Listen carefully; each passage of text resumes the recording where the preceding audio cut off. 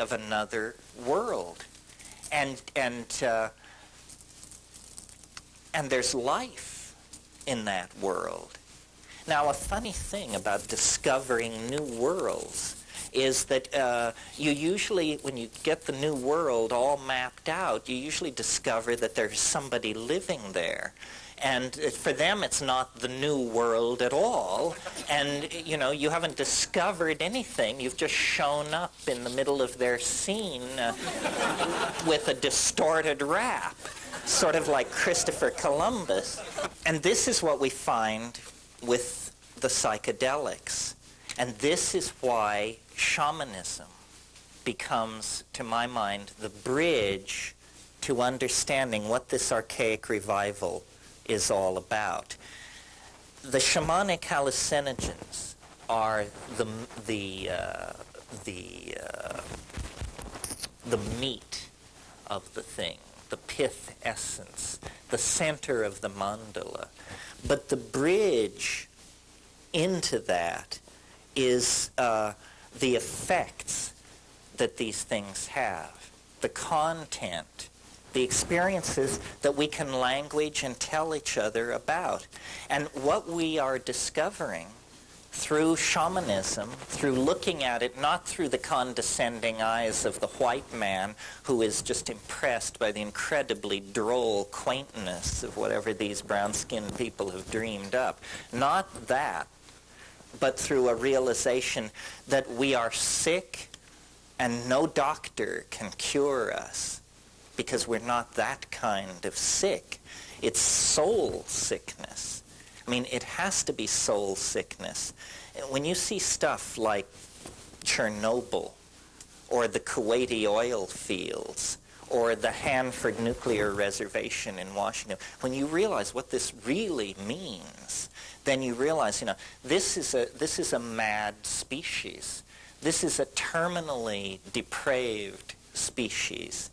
And what is required is a return to a model that can heal.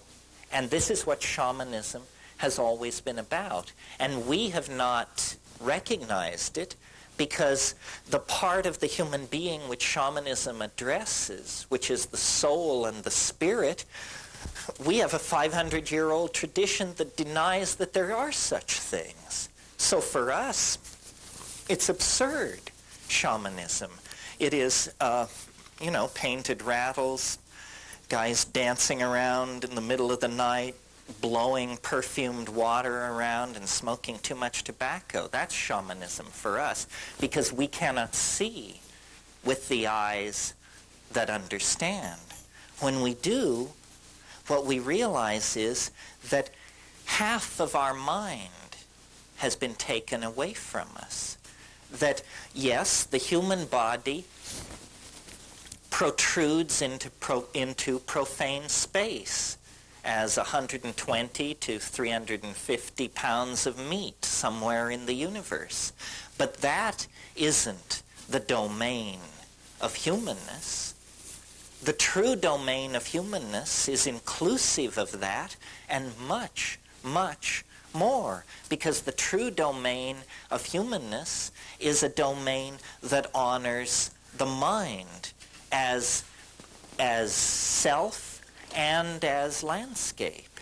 I mean, you are a creature loose in a landscape of meaning, and you are that landscape of meaning.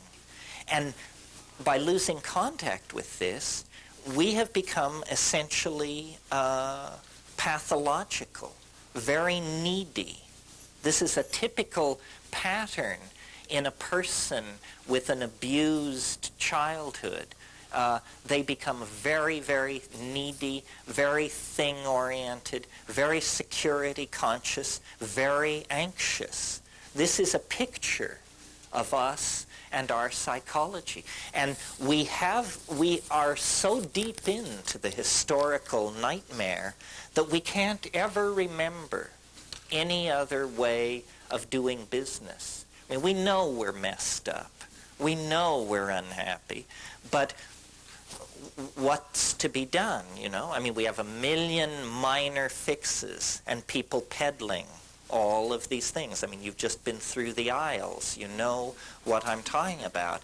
But somehow salvation itself becomes an impediment to salvation. I mean, once you see 500 forms of salvation being sold at prices you can't afford, the very notion of salvation becomes obscene. You know, it becomes one more layer in the obscene layering that takes meaning out of life and disempowers us and turns us into a subscription customer. That seems to be how we always are being forced to end up.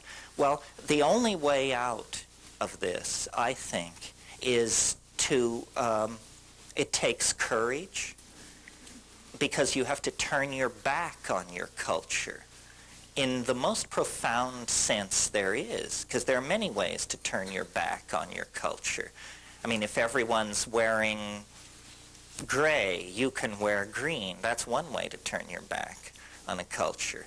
But another way is to break its laws. Now, that's a little more serious and, you know, brings in big philosophical issues. But in fact, the culture is an enormous arrow pointing, go this way.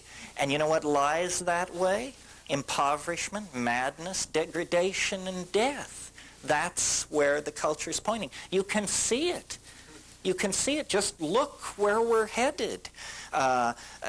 If everyone on earth aspires to the kind of lifestyle that you people can enjoy by virtue of having paid the money to be at a scene like this, there isn't enough glass, metal, and plastic in the planet to make that many Celicas and jaguars and bluebirds and snowbirds and all the rest of this crap.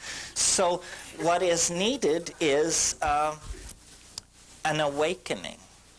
Now, I mentioned earlier in this talk that in the 50s, before they interfered with LSD research, they were curing chronic alcoholism with a single 500 gamma dose of LSD.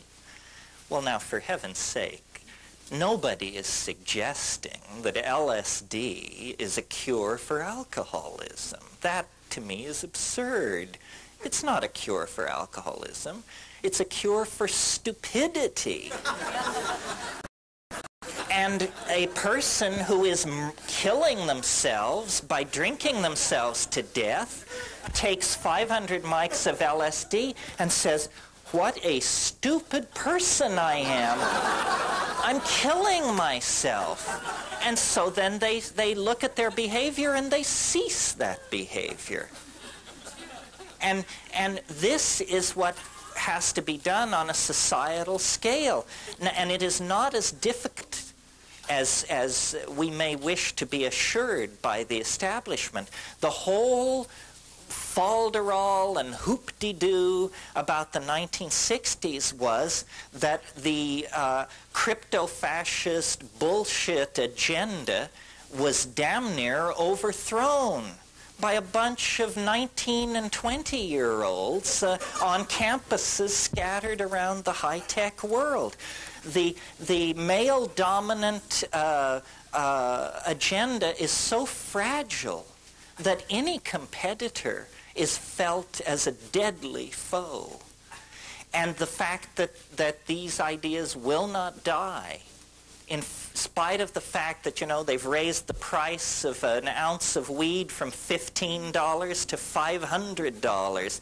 They've made the pinch for growing weed from a slap on the wrist to lose everything you ever owned or dreamed of owning. And they cannot push it into extinction. It's because it's so much older than their con game.